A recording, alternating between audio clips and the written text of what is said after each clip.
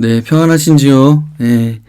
요즘 같은 때는 하루하루 평안하게 살 수 있다는 것 자체가 은혜인 것 같습니다. 그리고 정말로 하나님의 은혜와 돌보심이 우리 모두에게 너무도 늘 필요한 것 같습니다. 하나님이 우리 모든 성도님들의 가정과 일터와 자녀들과 건강 모든 부분들을 지켜주시길 기도합니다. 오늘 말씀은 두 개의 길이라는 제목으로 시편 1편에서 1편 1절에서 6절까지를 보겠습니다. 복 있는 사람은 악인의 꾀를 따르지 아니하며 죄인의 길에 서지 아니하며 오만한 자의 자리에 앉지 아니하며 오로지 주님의 율법을 즐거워하며 밤낮으로 율법을 묵상하는 사람이다. 그는 시냇가에 심은 나무가 철 따라 열매를 맺으며 그 잎이 시들지 아니함 같으니 하는 일마다 잘 될 것이다. 그러나 악인은 그렇지 않으니 한낱 바람에 흩날리는 쭉정이와 같다. 그러므로 악인은 심판을 받을 때에 몸을 가누지 못하며 죄인은 의인의 모임에 참여하지 못한다. 그렇다 의인의 길은 주님께서 인정하시지만 악인의 길은 망할 것이다. 아멘. 네, 20대 대통령 선거가 끝났습니다. 원하시는 분이 된 분도 있을 수 있겠고 그렇지 않은 분들도 있겠지만 어쨌든 선거가 끝났기 때문에 지금은 당선인이 잘 할 수 있도록 기도를 하고 또 그래야 될 때인 것 같습니다. 어쨌든 어떤 선택을 하면 그거에 대한 결과가 따라오게 됩니다. 누군가를 선택을 하면 그 선택에 의해서 그가 어떤 정책을 펼치게 되고 그거에 따른 결과를 우리는 이제 수용할 수밖에 없는 그런 상황이 되는 것입니다. 항상 선택하고 사는 것이죠, 우리는. 그리고 무엇을 선택하고 또 어떤 결과를 가져오게 될까, 어떤 결과를 거둘까, 이런 부분들은 우리가 늘 고민하고 살아가는 영역이 될 것입니다. 그리고 오늘 우리가 읽은 시편에서도 그런 부분들이 연결이 되는 것 같습니다.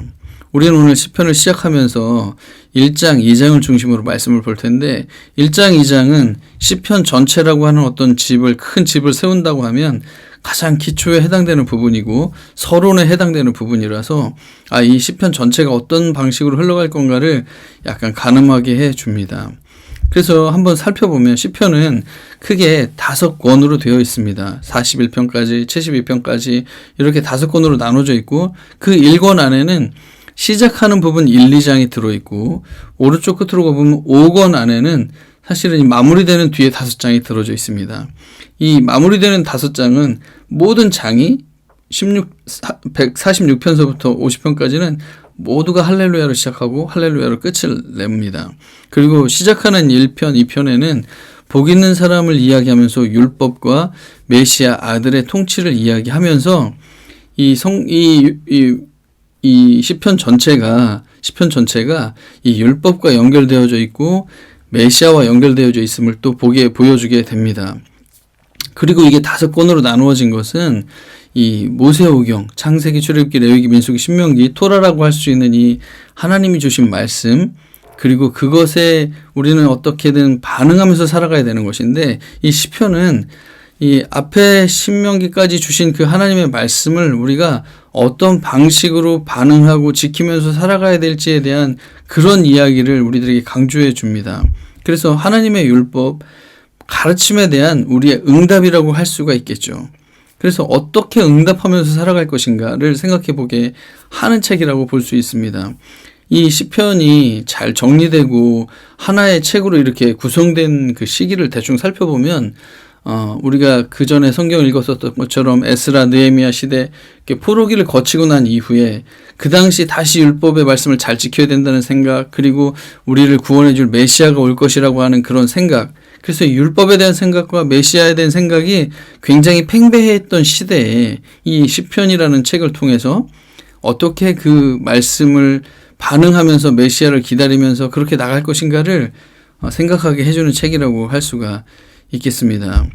그래서 우리는 오늘 특히 1장, 2장을 볼 텐데 어떤 응답을 선택할지, 하나님이 주신 모세오경의 말씀이 있는데 우리는 어떤 방식으로 응답을 할지, 그것을 어떤 응답을 할지를 거기에 영향을 주는 요소들을 한번 살펴보려고 합니다. 어떤 응답을 선택할지에 대한 영향, 어디에서 받는가 하는 것입니다. 우선 첫 번째로는 이 악의 힘에 의해서 영향을 많이 받을 수 있습니다. 1장, 2장을 먼저 전체적으로 살펴보면 여러 단어들이 등장하는데 복 있는 사람으로부터 시작해갖고 악인, 죄인, 오만한 자가 나오고 율법이 나오고 그 다음에 열매가 나오고 쭉정이가 나오고 의인의 길을 인정하시고 악인의 길이 망할 거라는 쪽으로 1장이 끝납니다. 2장은 그럼 주로 무슨 내용이 나오냐면 세상의 임금들이 등장합니다. 이 사람들은 음모를 꾸미고 거역하고 족쇄처럼 되어져 있어서 이것을 벗어버리자고 하고 이 통치를 받는 이것은 사슬 같은 거기 때문에 끊어버리자고 이야기하는 겁니다. 그러니까 보좌에 앉으신 이가 이제 나의 왕, 내 아들을 보낸다 그러면서 그가 문 나라를 유산으로 받을 거고 땅을 소유해서 다스릴 거라는 얘기를 합니다. 그리고 두려운 마음으로 주님을 섬기고 찬양해라 이렇게 얘기하면서 너희가 걸어가는 길로 가면 망한다. 그런데 주님께 피하는 사람은 복이 있다. 이렇게 이야기를 합니다. 1장, 2장이. 근데 여기에 1장, 2장은 되게 비슷한 단어, 똑같은 단어가 사실 많이 쓰여졌습니다. 복으로 시작해서 복으로 끝납니다. 그래서 정말 복된 사람의 생이 어떤 생인지를 하나님께 어떻게 응답하며 사는 게 정말 복된 생인지를 이 전체를 통해서 말하려고 하는 것이고요. 그리고 여기 보면 악인, 죄인, 오만한 자 여기와 함께 연결되는 사람들이 세상의 임금들입니다. 이 사람들이 어떤 문제를 일으키고 있는가를 이야기하고 있고 그 다음에 또 밑으로 내려가면 이 악인의 길이 결국 망한다. 그리고 너희가 걸어가는 길이 결국 망한다. 이 망하는 길에 대해서도 이야기하고요. 그리고 동시에 인정하는 길이 어떤 길이냐? 의인의 길이죠. 두려운 마음으로 또 주님을 섬기고 찬양하는 사람들의 삶으로 또 인정하는 길이 되는 것이고요. 그리고 그것은 역시 망하는 길은 쭉정이의 길인 것이고 그리고 인정받는 길은 열매를 맺는 길인 것이죠. 그리고 이제 중간에 남아있는 1장에 남아있는 율법과 2장에 남아있는 이 메시아와 관련된 여러 이야기들은 다 같이 연결되어 있습니다. 왜 그러냐면 메시아가 결국에 어떻게 통치를 하느냐면 이 세상을 결국 말씀을 통해서 통치를 하고 다스려 가시는 분이기 때문에 율법을 이 메시아와 연결이 될 수가 있다고 볼 수 있겠습니다. 그런데 이제 오늘 우리가 첫 번째로 뭘 보고 있냐면 우리의 선택에 영향을 주는 것이 악의 힘이라고 했는데 이 악, 죄인, 오만한가 이 1, 2장에 다 똑같이 나와 있습니다. 우선 1장에 나와 있는 이것은 율법을 즐거워하는 자와 대조를 이룹니다. 그래서 이 악인, 죄인, 오만한 자의 문제를 먼저 살펴보면 이들은 악인의 꾀 이렇게 표현되어 있는데 이 꾀라는 것은 율법의 가르침보다는 자신의 꾀, 자신의 지혜, 자기 생각, 자기 계획, 자기가 만들어 놓은 삶의 원리 이것이 중요하다고 생각하는 사람이라고 할 수 있겠습니다. 죄인의 길은 역시 율법이 가르치는 길보다 자기 자신이 세운 길, 방향, 목적, 의미, 행복 내 길을 만들어 놓는 걸 말하는 거겠죠. 그리고 오만한 자의 자리는 뭐냐면 율법을 조롱하고 비우는 위치라고 할 수 있겠습니다. 높은 자기 권위의 위치에 있습니다. 높은 자기 확신이 있습니다. 그래서 이 죄인들의 모습은 자기 자아, 자기 중심, 자기 마음 이것이 굉장히 큰 영향을 주고 있는 모습이라고 할 수 있겠습니다. 그리고 이 악은 점진성과 심화성을 좀 보여주고 있습니다. 처음에는 따라가는 모습을 보이고 두 번째는 서는 모습 그리고 따라가다가 서서 이번은 그 자리에 눌러 앉는 모습으로 나타나게 됩니다. 그래서 이 통제되지 않는 악은 점차 강화되고 발전할 수 있고 그리고 결국에는 거기에 눌러 앉아서 헤어나오지 못하는 상태에 이를 수도 있음을 이야기합니다. 그래서 바늘도둑이 어느 순간 소도둑이 되어가는 것이죠. 그리고 그 소도둑 상태를 사실은 벗어나기가 되게 어렵다고 하는 것입니다. 그래서 자기 사랑의 힘 그리고 악에 강화되는 그 힘은 너무도 강력한 영향력을 행사해서 결국 자기를 절대자 하나님으로 만들어버리기 때문에 그 영향 아래서 우리는 잘못된 선택을 하기가 쉬운 존재가 되어 있습니다. 그리고 2장에 나와 있는 이들의 문제는 주님께 피하는 사람과 대조를 이루고 있거든요. 그래서 이 세상 임금들의 문제는 뭐냐면 전선을 펼쳤다 이렇게 말하고 있거든요. 그래서 하나님 아래로 피하기보다는 하나님과 전쟁을 선포하고 진을 치고 있는 모습으로 나타나고 있습니다. 음모를 함께 꾸며 주님을 거역한다 이렇게 얘기했는데 이것은 자기 혼자 하는 게 아닙니다. 서로 연합해서 모의하고 그래서 서로 나름 합리적인 그리고 같이 하는 사람들의 의견을 모아서 힘을 서로 얻습니다. 그리고 주님과 기름 부음 받은 이를 거역한다 하나님의 권위를 무시하는 모습이 되겠죠. 그리고 족쇄로 생각합니다. 하나님의 통치를 이렇게 살아라라고 하는, 이렇게 살면 복될 것이다라고 하는 이런 모든 것을 족쇄로 생각하고 벗어던지려 하는 것이죠. 하나님의 통치 없는 자유입니다. 그리고 그런 하나님의 선한 사랑의 말씀들을 사슬로 생각해서 끊어버리려고 합니다. 말씀 없는 자유를 원하는 것이죠. 이 모습은 악의 이 하나님으로부터의 독립을 원하는 인간의 악을 이야기해 주고 있습니다. 그리고 그 악은 굉장히 치밀하기도 하고 합리적입니다. 술렁거리며 헛된 일을 꾸미는가 계획하는 모습이죠. 전선을 펼치고 거역하고 이건 연합하고 동맹자들을 모으는 모습이죠. 족쇄를 벗어버리자, 이런 모든 이야기들은 선동하고 실행하고 그렇게 하는 모습이죠. 그래서 이 통제되지 않는 악은 나름 합리화하고 비슷하게 함께하는 세력들을, 세상의 사람들의 지지를 이용하기도 하고 선동하고 선동당하기도 하면서 거기에 푹 빠져드는 그런 모습을 보일 수 있습니다. 그래서 하나님으로부터 독립한, 하나님을 빼버린 자기 생각, 그리고 세상 문화와 만나면 합리화된 자기 가치로 굳어지게 되겠죠. 그래서 결국 자기 가치가 이 세상의 기준과 함께 맞춰져 갈 수밖에 없는, 하나님 없는 세상 문화와 함께 맞춰져 갈 수밖에 없는 그런 결과를 이어지겠죠. 그래서 하나님의 율법, 그리고 하나님의 그 통치를 떠나서 내면의 악, 그리고 세상의 악이 서로 만난 그것이 강력한 선택의 기준이 될 수 있음을 1, 2장 전체는 우리들에게 말해줍니다. 그래서 우리는 우리 내면의 악, 자기를 우상화하는, 자기를 하나님으로 만드는, 그리고 세상의 악, 세상의 모든 가치와 서로 만나는 이런 것을 인지하고 우리 자신을 깊이 성찰하기 시작해야 다른 선택의 길이 보일 수 있습니다. 우리가 가장 먼저 반응해야 될 거는 이런 자기의 내면과 이런 것을 살펴야 된다고 하는 것입니다. 그 다음에 어떤 응답을 할지 선택을 해주는 두 번째 요소는 악의 힘과 하나님 말씀의 통치도 우리 선택에 굉장히 중요한 역할을 합니다. 우리는 진짜 악의 힘의 통치를 받을 건지 아니면 하나님의 통치를 받을 건지 우리는 다 선택해야 되는 그런 상황에 놓여져 있습니다. 아까 보여드렸던 그림인데 이번에는 이 말씀과 관련된, 하나님의 통치와 관련된 조금만 남기면 이 복 있는 사람으로부터 시작해서 복 있는 사람을 끝나고 율법 이렇게 나오는데, 이 율법은 특히 즐거워하고 묵상하는 모습으로 나타나잖아요. 그래서 우선 일단 이 복이라는 걸 먼저 잠깐 살펴볼 필요가 있습니다.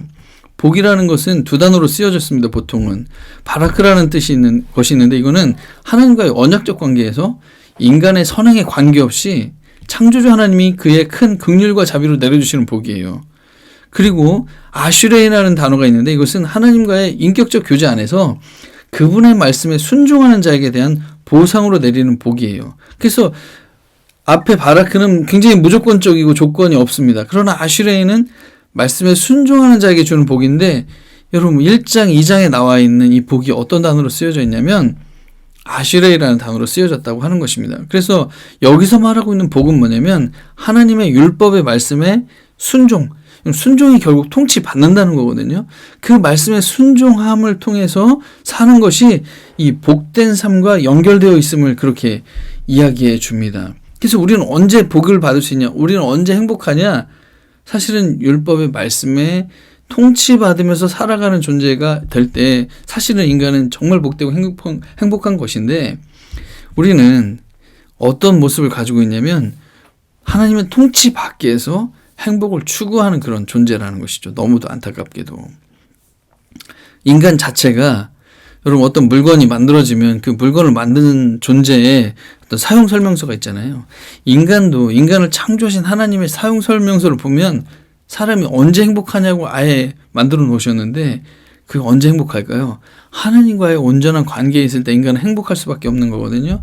여러분 소요리 문답이라는 거 잘 아실 겁니다. 거기에 1번은 뭐라고 되어 있냐면 사람의 제일 되는 목적이 하나님을 영화롭게 하고 그분을 영원토록 즐거워하는 것이라고 이렇게 되어 있어요. 그러니까 하나님을 즐거워하면서 사는 게 사실 인간 행복의 가장 중요한 요소이고, 그리고 율법을 대하는 마음도 그래야 된다고 이야기하는 것입니다. 주님의 율법을 즐거워하며 밤낮으로 그 율법을 묵상하는 것이 진짜 복된 사람의 창조된 그 가장 하나님의 그 기초 설계 중에 하나라고 할 수가 있겠습니다. 즐거워하며 밤낮 묵상하는 것. 여러분 이게 말씀을 즐거워해서 밤낮 묵상한다는 게 이게 현실 가능한가? 그럼 가끔 누구나 가장 즐거워하고 밤낮 생각하는 것이 있을 수 있습니다. 누구나 다 이런 것이 있습니다. 뭐 예를 들면 언제 봐도 귀여운 우리 어린 자녀들, 얼마나 밤낮 생각하게 됩니까? 얼마나 얼굴만 보면 진짜 미소가 지어집니까? 손주들 말할 것도 없죠. 또 막 돈이 막 불어나요. 막 성과가 좋아져요. 막 성장이 돼요. 이런 것들도 막 늘 이걸 생각하죠, 우리가. 그리고 한 주간 엄청 기다려지는 뭐 드라마 이런 것들도 있을 수 있습니다. 근데 이런 마음으로, 이런 즐거워함으로 율법을 대하는 것이 우리에게 너무도 중요하다고 이야기를 하는 것입니다. 제가 가끔씩 유튜브를 보다 보면 옛날 짤들이 이렇게 돌아다니는데 이 대장금에 그 중국에서 이 사신이 와요. 근데 이제 음식을 제공해야 될 거 아닙니까? 그래서 이제 수락관에서 막 음식을 준비하다가 사신이 지병이 있다는 소식을 알게 돼서 이 주인공이 음식을 왼쪽 음식을 준비한 거예요. 완전 풀떼기밖에 없잖아요. 그러니까 이제 사신이 난리가 난 거죠. 그래가지고 막 실랑이를 하다가 결국에 5일 동안, 뭐 드라마 보신 분은 아시겠지만 5일 동안 이 풀만 먹고 한번 버텨보기로 합니다. 그리고 나서 이제 판단을 하겠죠. 그리고 이제 5일 만에 오른쪽에 음식이 나왔는데 이게 이 만한전석이라고 그래갖고 이 황제들이 먹는 그런 음식이라는 거예요. 그래서 결국에는 어떻게 됐냐, 아시겠지만 이 사신이 이렇게 얘기합니다. 향신료에 젖어 있어서 몰랐지만 먹으면 먹을수록 재료 고유의 맛이 느껴져서 참으로 맛있었다. 이렇게 이야기하면서 내 병 때문에 이렇게 차려준 거 내가 차려주는 대로 먹겠다. 뭐 이런 식으로 하면서 이제 좋게 끝났는데 이렇다는 것이죠. 우리는 지금 어떻게 보면 우리에게 익숙해진 향신료, 익숙해진 즐거움들이 우리에게 있습니다. 그런데 이 말씀의 이 맛을 보고 말씀을 즐거워하는 것은 너무 안 익숙한 것이죠. 너무 맛없는 음식처럼 그렇게 느껴질 수가 있습니다. 그래서 율법의 말씀을 즐거워하기에는 너무 다른 즐거움이 많은 그런 시대가 아닌가 싶습니다. 저도 시간이 나서 뭐 이렇게 좀 빈정거릴 수 있는 시간이 있다. 말씀을 읽어야지. 이게 안 되고, 뭐 유튜브나 좀 보고 있을까? 이렇게 당연히 그게 훨씬 재미있고 편하고 즐겁고 그런 시대가 되어버린 것이죠. 그런데 이 다른 즐거움을 거두어내고 말씀의 즐거운 맛을 느낄 때까지는요, 묵상 훈련의 시간이 절대적으로 필요해요. 이 아까 대장금의 그 사신도 처음에는 이게 아무런 맛이 없었는데 시간이 지나면 지날수록 그 맛을 느끼면서 정말 맛이 있었다 이렇게 고백을 하는 것처럼 우리는 지금 다른 즐거움들을 거둬내는 시간, 그리고 말씀의 즐거운 맛을 맛보는 그런 것을 자라나는 그런 시간이 너무너무 필요하다는 것입니다. 이때까지는 사실 억지로라도 먹으면서 준비하면서 연습하면서 그런 시간이 너무도 필요합니다. 그리고 여기서 묵상하는 자라고 얘기했는데 이 묵상하라는 단어와 헛된 일을 꾸미는 단어가 사실 같은 단어로 쓰여졌습니다. 히브리어 하가라는 동일 단어이거든요. 묵상은 보통 조용히 말씀을 되새김질하는 그런 이미지가 주로 있는데 이 단어는 비둘기나 사자의 우는 소리를 표현하는 의성어도 되기도 합니다. 그래서 율법을 묵상하며 중얼거리는 그런 모습을 떠올릴 수 있고 헛된 일, 음모를 꾸미기 위해 서로 속닥거리는 그런 모습들과 같은 단어로 쓰여지고 있습니다. 그래가지고 계속해서 반복하고 중얼거리고 이게 맞나 저게 맞나 이게 이런 뜻인가 이렇게 하라는 건가 혼잣말도 좋고 그렇게 계속해서 하다 보면 이게 당연히 깊어질 수밖에 없는 것을 우리들에게 이야기해 줍니다. 그래서 이것은 연습이 필요한 그런 거라고 볼 수 있겠습니다. 그리고 이 복 있는 사람의 오른쪽에 있는 부분은 이 율법의 말씀을 즐거워하는 모습과 동시에 이 다스리는 통치자가 말씀의 통치 행위와 관련되어서 이 율법을 말하고 있거든요. 그래서 이게 너무 즐거워해서 선택할 건가, 즐겁지 않으니까 좀 선택하지 말까, 이런 선택의 문제가 아닌 통치자의 통치 말씀으로 여겨야 할 문제라고 이야기하는 것입니다. 우리가 말씀을 통해서 영향을 받아야 되는데 이거 재미없으니까 안 해도 되겠다고 이런 게 아니라 통치자의 통치 말씀인 거예요. 이건 안 하면 안 되는 그런 문제인 거죠. 왕으로 묘사되신 분, 통치자, 땅의 상속자, 땅의 소유자가 하시는 말인 거예요. 정말 보스 중에 보스가 말씀하시는 거죠. 이것은 그래서 선악을 알게 하는 나무 열매만은 먹어서는 안 된다. 그것을 먹는 날은 너는 반드시 죽는다와 같은 정도의 무게감을 가진 말씀이라고 우리가 받아들일 필요가 있다는 것입니다. 그래서 즐거움 여부의 기호의 문제가 아니라 사느냐 죽느냐가 걸린 아주 두려운 문제라고 하는 것입니다. 그래서 두려운 마음으로 주님을 앞으로 나오고 섬기고 그래라고 이야기한 것이 그렇습니다. 이건 지금 율법은 즐거워하면서 묵상도 해야 되겠지만 두려운 마음으로도 묵상하고 나아가야 되는, 순종해야 되는 그런 주제이기도 한 것입니다. 그래서 사느냐 죽느냐가 걸린 줄 깨닫고 즐거움을 느낄 때까지 읽고 묵상해야 사실은 바른 선택에 영향을 줄 수가 있겠습니다. 그리고 이제 어떤 응답을 선택할지 영향을 주는 요소가 악의 힘에 의해서 우리는 영향을 받기도 하고 말씀의 통치를 통해서도 영향을 받는데, 마지막으로는 결과에 대한 예상을 미리 함으로 인해서 우리 선택에 영향을 좀 받을 수 있습니다. 아까 이 그림에서 남은 것이 이런 것들이 남았습니다. 열매, 쭉정이, 인정하는 길, 망하는 길, 주님께 피하는 길, 지금 걸어가는 계속 갈 길, 이런 부분들을 한번 왼쪽에는 좀 의인의 길, 오른쪽은 악인의 길, 이렇게 나누어 본다면 이 열매와 쭉정이로 나타낸 것이 먼저 드러납니다. 이 오늘의 선택에 따라 다른 결과를 만든다, 이건 당연한 것의 시작이었는데 이 열매라고 표현된 것만큼 그것을 명확하게 말해주는 게 없습니다. 철 따라 열매를 맺는다 이렇게 얘기했거든요. 그것은 지금의 선택에 따라서 추수의 시기가 올 텐데 그때는 뭐가 남겠느냐라는 걸 분명히 얘기해 줍니다. 이 철이라는 말도 되게 중요한 것이죠. 마태복음 3장 12절에는 알곡과 쭉정이가 이야기가 나옵니다. 그때 이제 추수기가 나오고 추수의 그 타작마당에서 알곡은 이렇게 되고 쭉정이는 어떻게 되고 이게 그때 드러나게 되는 것이죠. 그래서 추수기가 되기까지는 잘 분별이 어려울 수도 있다는 거예요. 마태복음 13장 30절에도 알곡과 가라지 이야기가 나오는데 그때도 역시 추수할 때 이게 분류가 되는 거예요. 같이 계속해서 자라고 있어서 서로 뭐가 문제인지 모를 수도 있는데 결국에는 추수할 때 드러나게 된다는 것입니다. 그래서 5절에 이렇게 말합니다. 그러므로 악인은 심판을 받을 때 이때가 추수의 시기이죠. 몸을 가누지 못하며 죄인은 의인의 모임에 참여하지 못한다. 그래서 알곡은 곡간으로 그리고 쭉정이는 불에 태워지는 이런 일들이 여기서 나타나게 되는 것이죠. 그래서 결과의 시기가 이런 것들이 분명하게 드러나는 시기가 반드시 온다고 하는 것입니다. 의인의 길과 악인의 길도 주님께서 인정하시는 의인의 길이죠. 주님께서 인정하시는 의인의 길, 이건 2장에서 어떻게 표현했냐면 주님께로 피하는 사람이라고 표현되어 있습니다. 주님께로 피하는 사람, 그것은 어떤 사람이냐? 주님께로 피한다는 이 뜻은 하나님을 의지하는 자, 그리고 그 안에서 피난처를 찾는 자, 그래서 스스로 해결할 수 없음을 인정하고 하나님께 의지하며 피난하기로 선택하는 것, 이게 의인의 모습이라고 할 수 있겠습니다. 그리고 망하게 될 악인의 길은 어떤 길일까요? 2장에 이렇게 표현되어 있습니다. 망하게 될 지금 걸어가는 그 길을 지금 하던 대로 계속 가는 자, 스스로 옳다고 스스로 알아서 해보겠다고 할 수 있다고 선택하는 자의 길이 결국 망하는 악인의 길로 드러나게 될 것이라고 하는 겁니다. 그래서 죽느냐 사느냐의 문제고 추수의 때, 그리고 망하느냐 아니면 인정받느냐의 그런 중요한 문제입니다. 그리고 이것은 그냥 이론에 불과한 게 아니라 이스라엘 역사 속에서 너무도 확연하게 드러난 결과이기도 합니다.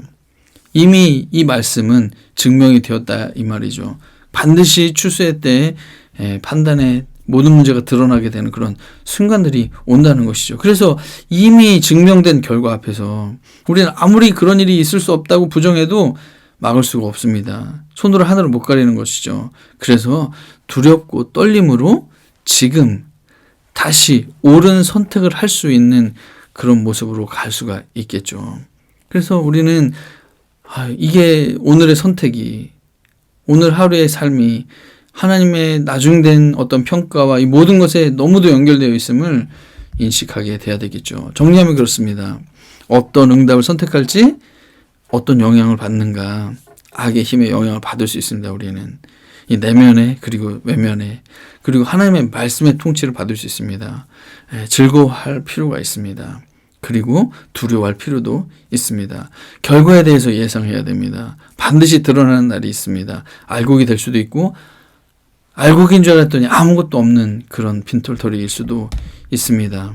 그래서 이런 것을 통해서 하나님 앞에 이런 것을 생각하면서 하나님 앞에 정말 옳은 선택들을, 바른 선택들을, 바른 응답들을 해내는, 하나님의 말씀에 온전한 응답을 해내는 우리의 신앙의 매일매일의 삶이 될 수 있었으면 너무 좋겠습니다. 기도하겠습니다. 하나님 아버지 고맙습니다. 정말 하나님이 우리에게 주시는 말씀들, 가치들, 하나님 듣고 끝나는 것이 아니라 정말 이제 어떻게 반응할지, 어떻게 응답할지, 그거에 어떻게 내가 순응할지 정말 결단하고 선택하고 성찰하고 돌아봐야 되는 그런 시간들을 갖게 됩니다. 하나님 시편을 통해서 하나님께 온전하게 응답할 수 있는 하나님 저희들 다 될 수 있도록 도와주시옵소서. 무엇보다 하나님 정말 복 있는 자의 그런 선택을 할 수 있는 저희 모두가 되게 도와주시옵소서. 감사합니다. 예수님의 이름으로 기도드립니다. 아멘.